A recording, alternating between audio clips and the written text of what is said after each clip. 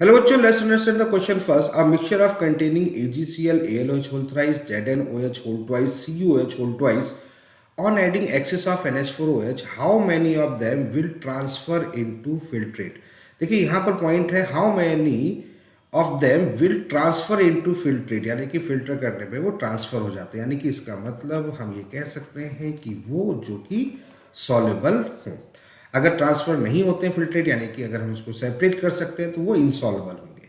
तो यहाँ पर जो पॉइंट है वो ये है कि हमें ये देखना है कि ये जो हमें जो सब्सटेंस दे रखे हैं, AgCl दे रखा है, AlOH whole thrice दे रखा है, ZnOH whole twice दे रखा है या CuOH whole twice दे रखा है, जब इनको NH4OH के साथ करते हैं, रिएक्शन करते हैं, एक्सेस ऑफ NH4OH के साथ रिएक्ट करते हैं, तो उस कंडीशन पे कौन सॉल्युबल देता है और कौन सॉल्युबल नहीं होता है।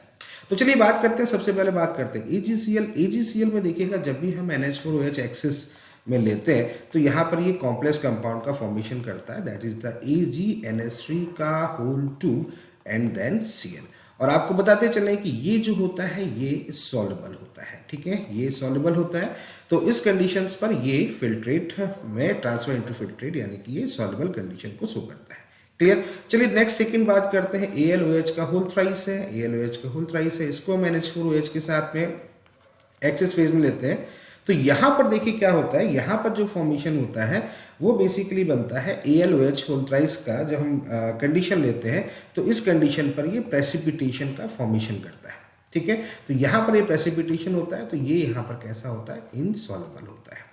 क्लियर। एल्यूमिनियम हाइड्रोक्साइड जब हम NH4OH के साथ में लेते हैं तो ये इनसॉल्युबल यानी कि प्रेसिपिटेट का, देखिए प्रेसिपिटेट का फॉर्मेशन अगर हो रहा है तो वो इनसॉल्युबल हो जाएगा। ओके, नेक्स्ट नंबर थर्ड की बात करते हैं। अगर हम ZnOH के होल ट्वाइस की बात करते हैं तो यहाँ पर भी मैं आपको बताते चलूँ कि यहाँ पर भी सॉल्युबल ही होता है, यहाँ पर भी सॉल्युबल होता है। और यहाँ पर जो प्रोडक्ट बनता है वो बनता है NH3 का होल 4, देन यहाँ पर बन जाता है आपका SO4। क्लियर, ये कंडीशन यहाँ पर होती है। तो ये जो होता है ये बेसिकली ये कैसा होता है, ये भी ये सॉल्युबल होता है। और इसी तरीके से अगर हम कॉपर की बात करते हैं, CuOH का होल ट्वाइस, इसके लिए बात करते हैं, यहाँ पर भी NH4OH अगर हम एक्सेस में लेते हैं तो इस कंडीशन पर यहाँ पर भी CuNH3 का होल 4 SO4 का फॉर्मेशन होता है और ये भी कैसा होता है, सॉल्युबल होता है। तो आपको अगर बात करें तो देखिएगा ये AgCl सॉल्युबल होगा in the form of NH4OH, ZnOH whole twice soluble होगा NH4OH के साथ में, कॉपर हाइड्रोक्साइड जो होगा ये भी सॉल्युबल होगा NH4।